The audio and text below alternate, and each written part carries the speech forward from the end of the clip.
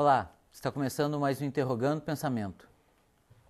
O Brasil já foi conhecido como Belíndia, uma parte rica como a Bélgica e outra pobre como a Índia. A parte pobre é formada principalmente por negros e pardos, herança da escravidão. No dia 14 de maio de 1888, 700 mil negros, 5% da população da época, foram disponibilizados no mercado de trabalho, disputando espaço com imigrantes europeus. Imagine hoje, 9 milhões de pessoas postas na rua, sem fundo de garantia, seguro-desemprego, sem educação formal ou casa para morar. A Lei Áurea deu a liberdade, mas não deu dignidade ou qualquer outra compensação pelos 350 anos de exploração dos negros.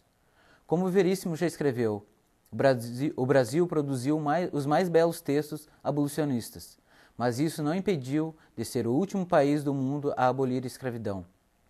Para falar sobre o movimento negro, está conosco o Mauro José da Silva, que é um dos coordenadores do COPA, Comitê Pró Ações Afirmativas.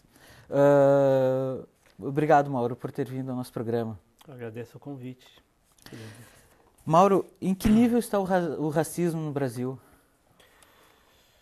O racismo no Brasil. Falar de racismo no Brasil sempre foi algo um tanto difícil, porque nós temos aqui as relações raciais no Brasil, pós-escravidão, elas se formaram em torno de uma visão de cordialidade, né?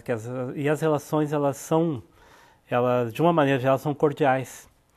De onde é que está o racismo? Para nós vermos o racismo, nós temos que ter uma visão um pouco mais economicista, vamos assim dizer. Nós temos que ver os números relacionados aos índices sociais, tipo questões relacionadas a salário, oportunidades de emprego, índices de desemprego, índices de mortalidade infantil, né, que estão sempre associadas, se nós fizermos um recorte racial, terá sempre associados à raça negra, né, os maiores índices relacionados às nossas mazelas sociais. Então, para nós vermos o racismo no Brasil, nós temos que ter esse olhar, né? Nós temos que fazer esse recorte em cima desses índices. Porque o racismo no Brasil ele não é um racismo aos moldes dos Estados Unidos, até os anos 60, que eram de confrontos abertos, ou nem na África do Sul, que era um racismo institucionalizado, né? O racismo no Brasil é um racismo extremamente, nas relações, as relações são cordiais, existem relações de cordialidade, não existem espaços vedados, né? Negros e brancos convivem no espaço público, né? De uma forma absolutamente normal, mas esse racismo ele aparece quando nós analisamos as questões relacionadas às possibilidades e às oportunidades sociais que a sociedade oferece. É um racismo sutil, Mauro? Seria um racismo velado? Não, ele não é velado nem é sutil, ele é mascarado. Mascarado. Como Caetano canta, para os americanos, branco é branco, negro é negro e a mulata não é a tal. Quer dizer, essa linha que delimita fronteiras impede do movimento negro lutar para conseguir mais seus direitos ou não? Durante muito tempo, assim, e ainda hoje, há quem acredite que o fato do racismo, das relações raciais no Brasil terem esse componente mais velado, ter esse componente mais cordial nas relações raciais, isso criou uma barreira para que pudesse se expor de uma forma mais clara essa desigualdade, né? Essa desigualdade, essa assimetria social e econômica. E muitos acreditam que essa é uma das causas porque a luta, né, as ações de reparação, as ações antirracistas no Brasil, elas tiveram um tempo diferente do que, por exemplo, nos Estados Unidos, que desde os final dos anos 50, os anos 60, né, o movimento de direitos civis, fortemente impulsionado por algumas lideranças como Martin Luther King, Malcolm X, desde aquela época já tinha um forte apelo, né, relacionado à população negra, enganjada nesse processo, e que tiveram resultados assim muito claros e muito evidentes, né, no sentido de criar toda uma legislação antirracista, né, anti-preconceito nos Estados Unidos. Então, muitos dizem que no Brasil isso não ocorreu, né, e mesmo essa participação da própria comunidade negra nessa luta, ela não ocorreu ou não ocorre porque esse racismo ele não é evidente, né? Ele não é algo claro. Muitas vezes as pessoas algumas pessoas até contestam a própria existência desse racismo, desse preconceito. Mas ao mesmo tempo nós podemos dizer assim, que essa cordialidade ela pode funcionar também como uma base, né? De onde que a partir daí nós podemos também combater o racismo.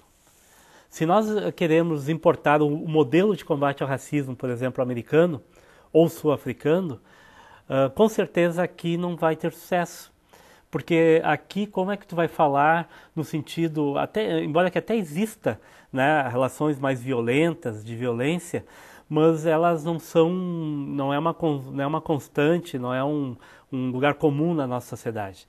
Então essa luta, no sentido da própria sobrevivência, essa luta, ela está um pouco dissipada pela própria questão social, né?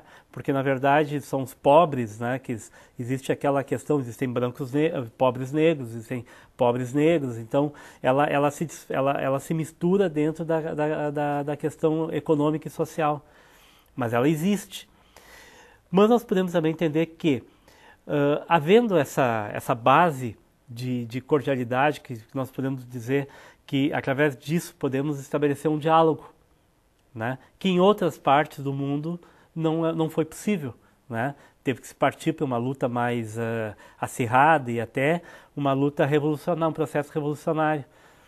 Então, para alguns isso é uma desvantagem, né?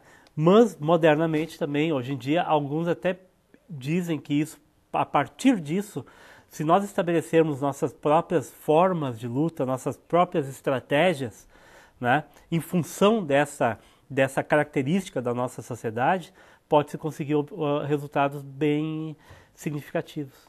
Mauro, eu li numa entrevista do antropólogo Kabengele Munanga, em que ele diz que o racismo no Brasil é um crime perfeito. Porque a própria vítima é que é responsável pelo racismo. Quem cometeu não tem nenhum problema. Qual a sua opinião sobre essa declaração? Sim, isso entra dentro do que eu falo assim da questão da cordialidade. Essas relações, elas cordiais, elas disfarçam, né, essas relações de preconceito. Porque, vamos por um exemplo assim, uma piada, né, uma piada sobre negros, que normalmente são piadas que têm um sentido de pejorativo, né? Se a pessoa que escuta, se é negra e ela não gosta da piada, ela reage, daí se diz, não, mas é só uma piada, é só uma brincadeira. E, na verdade é tu que está reagindo porque tu tem um sentimento de inferioridade ou alguma coisa assim. Então se volta contra vamos dizer, o agredido, né? Contra o ofendido, né? Se o ofendido ele reage, é porque ele não entende, né? É porque ele não está entendendo, ou ele não participa dessa cordialidade, ou ele quer criar uma relação de animosidade. Então se volta contra ele, né? E isso, os movimentos negros, de uma maneira geral, eles foram vítimas, né, dessa lógica, e ainda hoje essa é uma lógica que se perpetua quando se trabalha a questão das cotas, né? O que as cotas são vistas? As cotas são vistas, de uma maneira geral, como uma forma de racismo, né? Tu está criando, tu está importando fórmulas racistas que são exóticas à nossa cultura. Essa é a acusação que se tem. Mauro, qual a tua orientação para uma vítima que sofre de racismo? ela tem que denunciar, né? Ela não pode ficar omissa, mas ao mesmo tempo eu tenho a total compreensão que a denúncia é difícil, né? Porque depende muitas vezes de testemunha, né? Para te caracterizar o crime de racismo é extremamente difícil, né? Porque normalmente quando tu vai nos órgãos competentes para fazer essa denúncia, esse crime ele é caracterizado como ofensa moral, como ofensas, ele é muito difícil de caracterizar, né, como crime de racismo, até porque, do ponto de vista legal, existe toda uma legislação assim bastante dura, né, relacionada a crime de racismo. Mas pelo que eu tenho conhecimento, muito pouca gente foi enquadrada em algum momento como racismo. Por quê? Porque é muito difícil caracterizar, né? Mas eu acho que é importante que as pessoas, de alguma maneira, elas denunciem, nem que seja na imprensa, porque as pessoas assim se submeterem a isso gera uma situação muito ruim para a própria pessoa, né? Porque isso provavelmente afeta a tua autoestima, né? A tua percepção da tua capacidade de luta no sentido de buscar melhores espaços na sociedade. Se tu entendes que isso é assim mesmo, o que ocorre? Tu vai introjetar esse racismo, né? E tu vai se sentir inferior. Então acho que é importante, principalmente para os jovens, eles denunciarem, eles não aceitarem de uma forma passiva, né, situações de racismo.